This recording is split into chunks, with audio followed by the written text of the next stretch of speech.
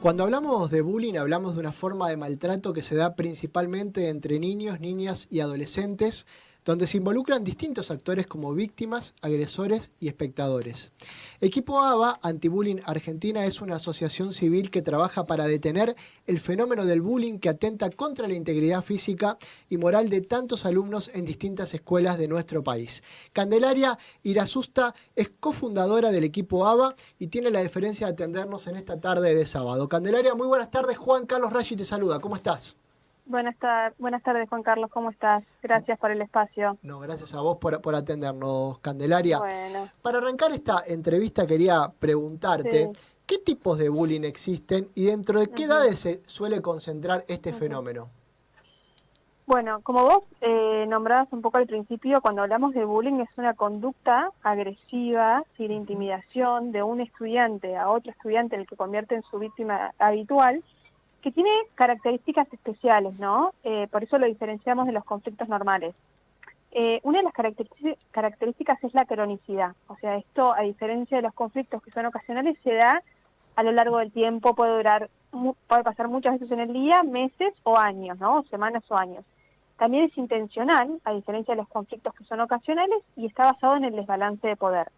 Con lo cual se tienen que dar estas características para decir que hablamos de una situación de bullying y no solemos verlo, hay que analizar cada caso como siempre digo yo, pero no solemos verlo en niños pequeños, en momentos de preescolar, en Bien. jardín, primero, segundo grado, tercero tampoco, empieza a ser más prevalente alrededor de cuarto, quinto, sexto grado y decae en secundaria, que en realidad se empieza a ver, como vos decías, otra forma de bullying, que es el ciberbullying. Cuando los chicos ingresan en secundaria ya empiezan a tener más acceso a redes sociales y a los dispositivos móviles. Ahí lo que vemos es que empieza a haber mucho auge de ciberbullying y decae para los finales de secundaria. De todas maneras, estas son como máximas que a veces no aplican, ¿no? Porque sí hemos visto por ahí casos a donde se dan algunos elementos muy propios del bullying, que empiezan a darse casos de chicos muy chiquitos.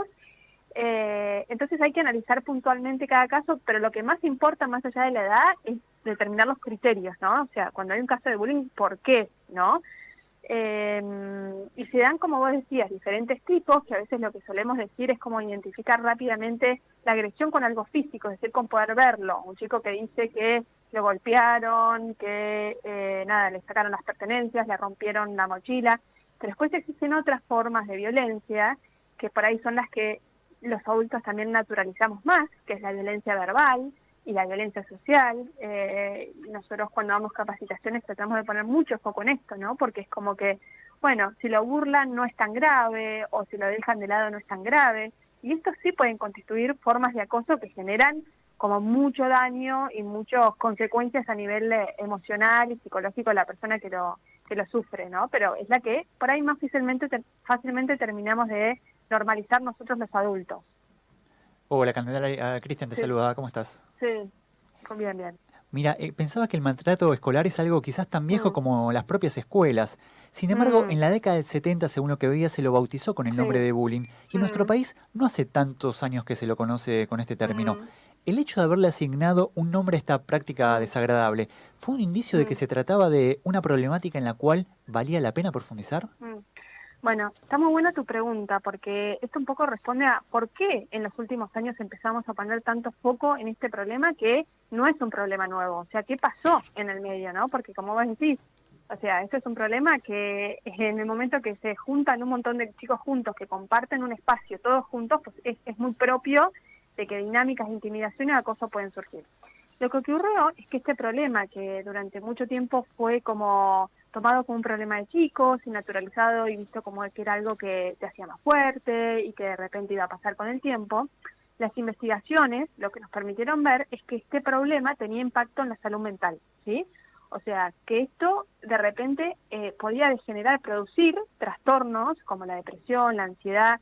De hecho, hay estudios que dicen que es más probable de tener trastornos como la depresión y la ansiedad si uno es víctima de bullying que si es víctima de maltrato familiar.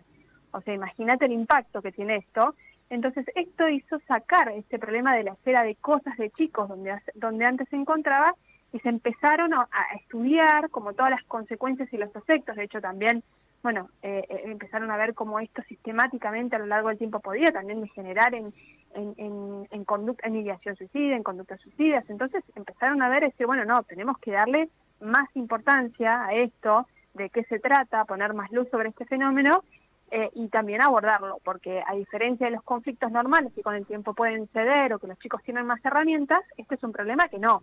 Tenemos que generar líneas de abordaje mucho más planificadas y estratégicas para poder solucionarlo y tratarlo, ¿no? Y tratarlo de detectarlo y abordarlo a tiempo.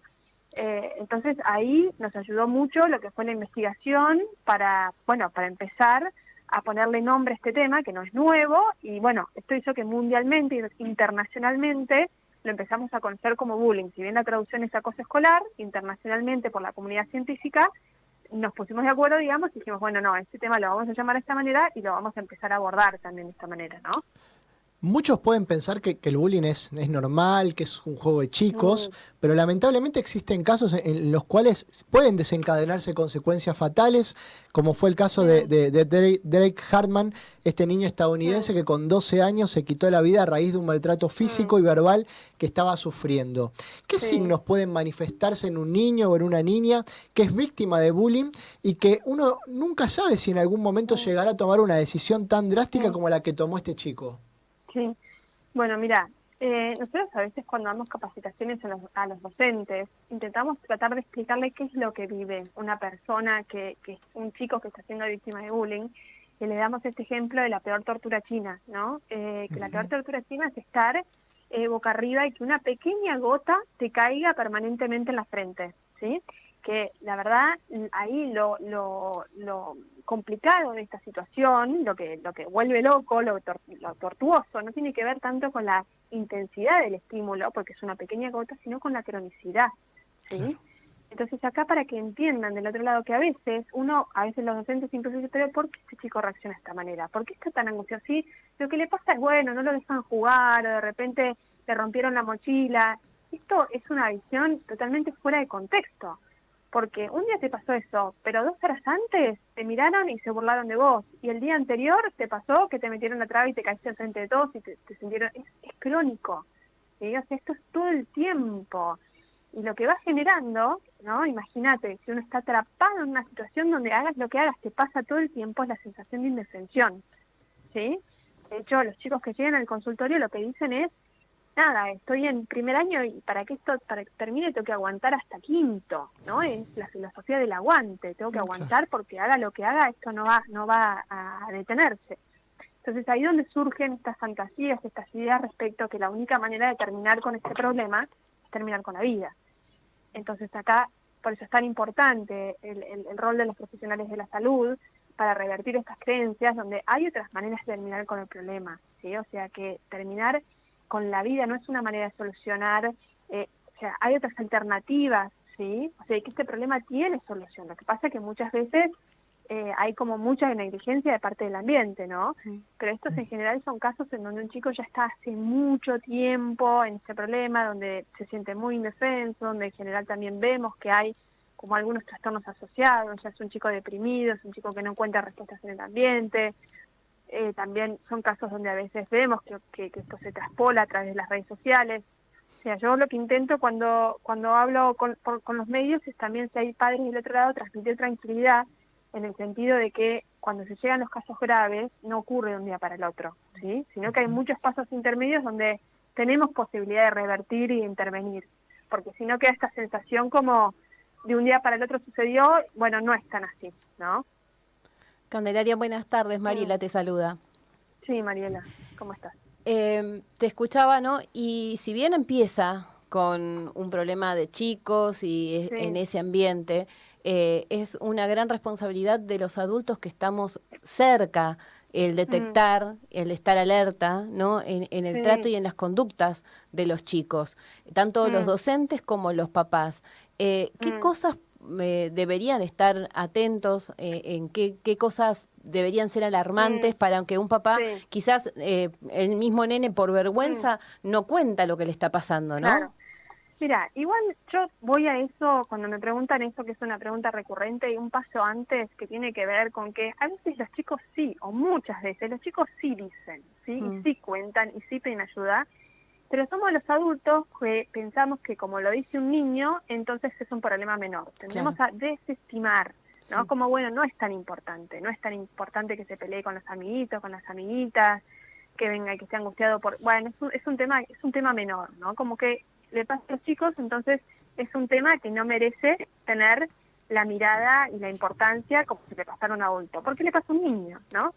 Entonces yo diría, lo primero es no desestimar lo que los chicos nos cuentan y nos dicen, y que puede ser un problema igualmente serio e importante, ¿sí? Y muchas veces los chicos cuentan. Lo que pasa es que después cuando cuentan, y si uno no le abre el lugar, o enseguida viene la crítica, o enseguida, bueno, vos tendrías que haber hecho esto o lo otro, y no hay escucha, entonces el chico se queda con la sensación, ¿para qué voy a contar? ¿No? Si lo primero que recibo, encima que estoy pésimo, pasándola mal, y encima, además, recibo la doble frustración de que toda la crítica y todo el juicio, ¿no? De quienes supuestamente me protegen, entonces es como, eso va cerrando al chico, ¿no? Claro. Pero de todas maneras, cuando los chicos no cuentan, que a veces sucede, ¿no? Que tienen padres que sí eventualmente escucharían, pero no cuentan porque están amenazados o porque tienen miedo, o muchas veces vergüenza, tienen mucha vergüenza de lo que les pasa, ¿no? De contar en la situación en la que están y de que no pueden resolverlo. Sí muestran señales en general, ¿no? Es como que los chicos son, como decía una profesora mía de la facultad, hiperexpresivos somáticos, o sea, lo que no puedes expresar con palabras lo expresan con el cuerpo.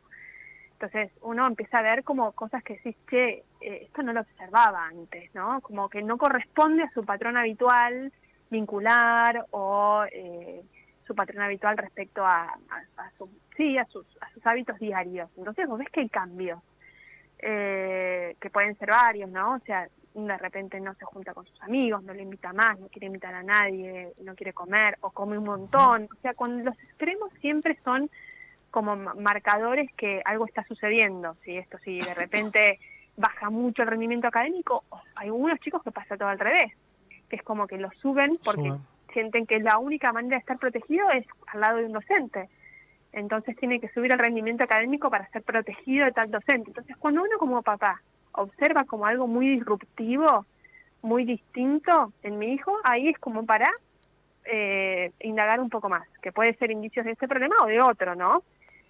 Pero para indagar no es necesaria la certeza. O sea, en calidad de sospecha uno puede decir, bueno, dale, me pongo a investigar, me acerco a la escuela, pregunto, hablo un poco más, busco otros espacios.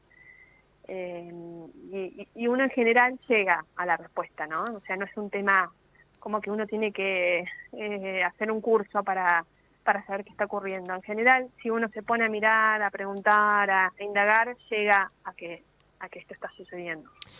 Uno podría pensar que el hecho de que un chico ejerza algún tipo de maltrato sobre un compañero está ligado a la educación que recibió ese chico, ¿no? En la casa o en el colegio. Sin embargo, uno puede ver que el bullying es un fenómeno que no discrimina según la clase social, sino que se da en sectores de bajos recursos como también en los que supuestamente son de clase social alta y que cuentan con acceso a las mejores instituciones educativas. ¿Existe alguna capacitación o trabajo de concientización dirigido a los educadores que están a cargo de los chicos, no solo de las escuelas primarias o secundarias, sino también en los clubes de barrio, en las escuelas de inglés, de música, en las parroquias, etcétera? Bueno, primero respecto a lo primero que nombraste, es importante saber que el bullying está relacionado con una dinámica de grupo disfuncional. Claro. Entonces esto no está asociado a ningún nivel socioeconómico. Bien. ¿Sí? O sea, esto es un prejuicio, pensar que en una escuela, no sé, socioeconómica, un nivel socioeconómico más bajo, va a haber más violencia. Esto es un prejuicio. Y lo mismo a la inversa, ¿no? Que porque una persona tenga más recursos a nivel económico no va a ser una persona que ejerza violencia o que ejerza violencia la reciba, no es así, no es así. Esto es una situación que trasciende a los niveles socioeconómicos y que tiene que ver más en términos escolares con el tipo de gestión, ¿sí? Esto es como decir, bueno, a ver, como familia, todos estamos expuestos a la misma sociedad violenta, ¿sí? O sea, todos salimos a la calle y vemos lo mismo o estamos en el mismo país o mundo, si querés. Ahora, como familia tenemos diferentes herramientas y recursos que tiene que ver con, bueno, la comunicación, con los tratos, con los hábitos familiares, con un montón de cosas que nosotros podemos estar haciendo puertas adentro para filtrar o no los niveles de violencia que tenemos afuera, ¿no? Con las escuelas pasa lo mismo. O sea, lo que es gestión en convivencia, formación docente, involucramiento de los directivos, herramientas, recursos y procedimientos internos. O sea, hay un montón de cuestiones que hacen que las escuelas estén más expuestas o no, ¿sí? Entonces, esto va a tener que ver más con cómo la escuela se para frente a este fenómeno que con una cuestión social, ¿sí?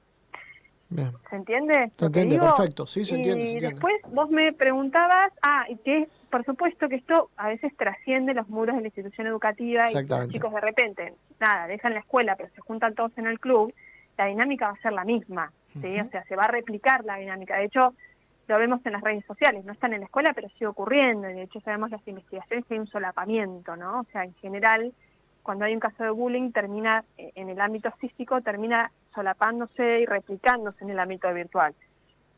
Muchas veces porque los chicos son víctimas en el ámbito físico y sigue esto en lo virtual, o una víctima se vuelve agresor, porque es como que descarga todo lo que le pasa como víctima y lo que no se anima a hacer en su aula es como se pone en agresor. O sea, hay determinadas cosas que se dan, que se repiten. Y sí, esto también se da en otros ámbitos. Y como vos decías, o sea, la verdad que lo que nosotros vemos es que el compromiso, la responsabilidad es como que es muy... depende mucho del tipo de institución y cómo la institución quiera pararse frente a esto. Hoy hay clubes que están tomando más conciencia, que se dan cuenta de que, bueno, acá no es una cuestión recreativa, sino que tenemos que formar, y que se dan cuenta que los chicos, vuelcan ahí en ese espacio un montón de cuestiones que las necesitan trabajar, pero esto es algo muy relativo, eso es lo que te quería decir.